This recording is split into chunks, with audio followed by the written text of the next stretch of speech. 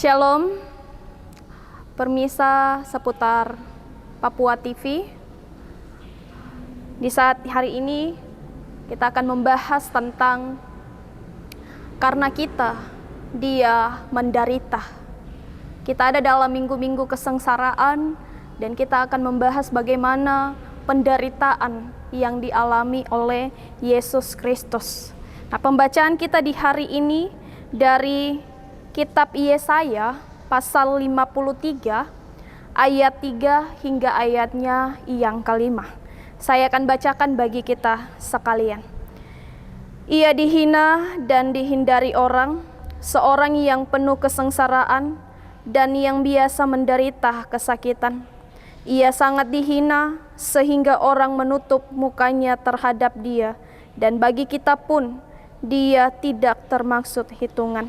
Tetapi sesungguhnya penyakit kitalah yang ditanggungnya, dan kesengsaraan kita yang dipikulnya. Padahal kita mengira dia kena tulah, dipukul dan ditindas Allah. Tetapi dia tertikam oleh karena pemberontakan kita, dia diremukkan oleh karena kejahatan kita. Ganjaran yang mendatangkan keselamatan bagi kita ditimpakan kepadanya, dan oleh bilur-bilurnya kita menjadi sembuh. Ya, dengan tema karena kita, dia menderita. Saudara-saudari, ada banyak sebab, banyak faktor seseorang itu mengalami sebuah penderitaan. Dan penderitaan itu juga bisa berakibat karena perbuatan, kesalahan, atau dosa yang kita lakukan.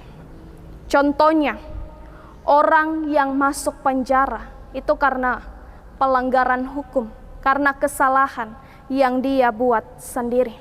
Tetapi juga ada seseorang yang menderita karena kehendak daripada Allah.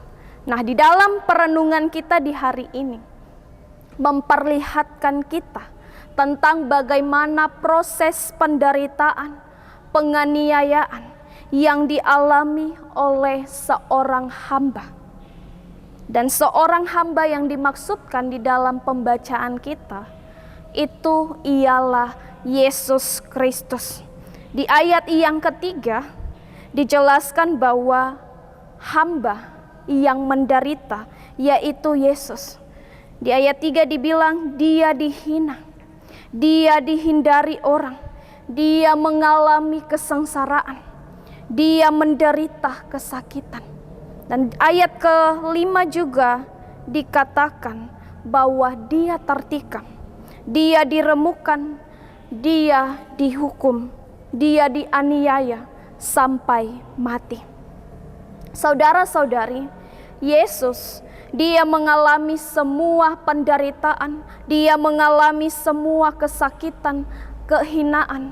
Itu adalah karena penyakit kita yang harus dia tanggung, karena kesengsaraan kita yang harus dia pikul, dan karena pemberontakan kitalah, karena dosa kitalah, dan karena ketidaksetiaan kita, karena ketidaktaatan kita, sehingga semuanya harus ditanggung oleh Yesus sebagai hamba yang menderita. Saudara-saudari, Yesus, dia diperlakukan selayaknya orang yang melakukan kejahatan. Dia menderita itu karena ulah kita, karena perbuatan dosa-dosa kita, karena pemberontakan kita, sehingga semua harus dipikul oleh Yesus. Dosa kita inilah yang ditimpakan kepada hamba yang tidak bersalah, hamba yang tidak berdosa. Dalam renungan hati kita di hari ini membawa kita untuk mengingat bahwa kita manusia, kita tidak dapat membebaskan diri kita dari dosa-dosa kita. Tetapi kasih Allah yang begitu besar, Dia memberi anaknya yang tunggal. yaitu Yesus Kristus, untuk datang dalam dunia. Dia menderita kesengsaraan karena kita. Hamba Tuhan atau Yesus Kristus, dia menderita karena dosa-dosa kita. Dia menderita karena kesalahan-kesalahan kita, karena pemberontakan-pemberontakan kita. Coba kita renungkan, seandainya Yesus dia tidak datang ke dalam dunia, adakah kita yang siap untuk menerima jalan penderitaan? Adakah kita yang siap untuk mengalami proses kesengsaraan seperti yang dialami oleh Yesus? Kita perlu ingat bahwa kita sembuh karena luka-lukanya yang sangat sengsara. Kita menjadi pulih kembali karena dia rela mengambil posisi kita untuk mati karena dosa kita. Sekarang kita tahu bahwa Yesus dia telah menderita, dia telah sengsara demi menyelamatkan kita manusia. Dan sebagai orang-orang yang telah ditebus, sebagai orang-orang yang telah menerima anugerah penyelamatan daripada Kristus, maka kita perlu bertobat.